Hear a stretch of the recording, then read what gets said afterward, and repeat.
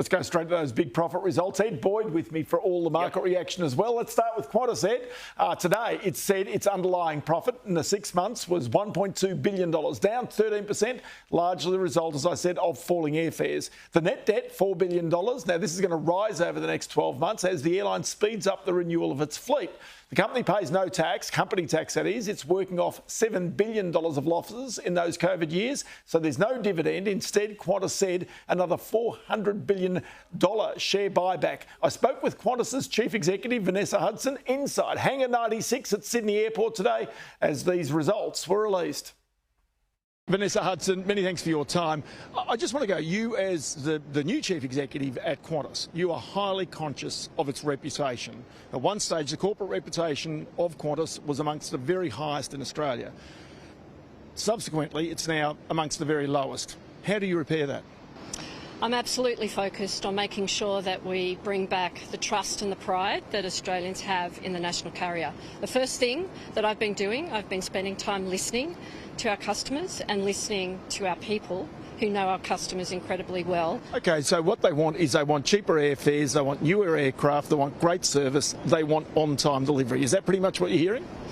That is what we're hearing, and that's what we're doing, and we've been working really hard at that. So airfares in the last period have come down by 10% across the board, across both Qantas and Jetstar, domestic and also international. We're also, though, delivering incredible value through sales. Qantas and Jetstar are on sale regularly. Qantas have around 35 sales a year, Jetstar about 135. And Jetstar in the last 12 months have offered 12 million fares under $100. So that is incredible value. But as a Chief Executive, you're not immune to hearing what the customers are telling you. You say you're not listening to the promoters, you're listening to the detractors. You're hearing some pretty bad stories out there, surely. I'm hearing that customers have had really challenging experiences, and we've actually recognised that when we started back up from COVID that it wasn't our best and that customers were being disrupted, and we apologise for that. But actually, there's no more time for excuses. It's about delivering, and I've been focused on acting. And what we have done is that we've seen on-time performance across Jetstar and Qantas lift significantly in the last couple of months. We've seen cancellations come down, and it's a direct correlation. We're seeing customer satisfaction come back up. But the job is not done. We've got to continue to focus on that. We've got to continue listening, and we've got to continue to make sure that we're investing in the right areas, and that do that on an ongoing basis, not just in the next 6 months, but ongoing. But this is a balancing act, because you can't improve the customer experience unless you make strong profits, unless you've got a strong balance sheet. And all of those things mean that at some stage you've got to charge the customers a reasonable amount of money to get that return to justify improving their experience. It's about value for money, and the customer is the judge of that. And so with Qantas, we know that we've got a premium service, and that includes great lounges, great network, great frequency, great in-flight experience. And with Jetstar, it's about being the low-fare leader in this market and delivering that consistently.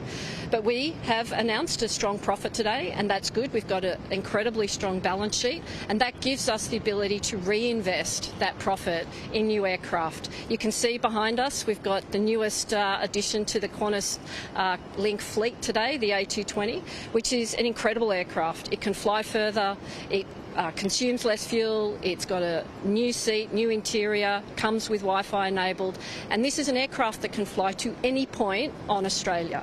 So we can actually open new routes, connect more communities to one another, and also to the main cities. So we're really excited about what this aircraft's going to be able to do. I spoke to Jenna Cascott-Leib the other day, the chair of the ACCC. She tells me that really there are areas of concern for the ACCC in terms of concentration of customer power, of, if you like, lack of competition. Airlines is one, supermarkets was another, pretty obviously. Do you feel a pinch of competition when you're out there every day, or is it something where you actually determine your own pricing? I'm never going to take for granted our customers, and I'm never going to take for granted our competition. Australia has one of the most open aviation markets in the world. We compete with 52 international carriers that come into Australia, and there are now 4 jet operators for the first time in decades in Australia. And so my focus in making sure that I know customers have a choice. My focus is on our business. It's delivering to our customers. It's making sure that they have a sense of value, that we're delivering on-time performance, and that we're constantly listening.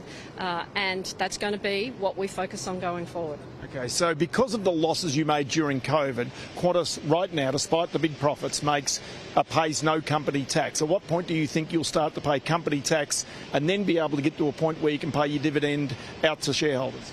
So we, as you say, made $7 billion of losses during COVID, and the profits that we've been making have almost used all the carried forward losses. So we're expecting next year to be in a situation where we are paying taxes, and that'll be the opportunity for our board to consider the best way of distributing at that point if they decide that, and that could include franking credits that will come from paying taxes. Is this a good job or not? This is a great job. I love it. Vanessa Hudson, many thanks for your time. Thanks, Rob.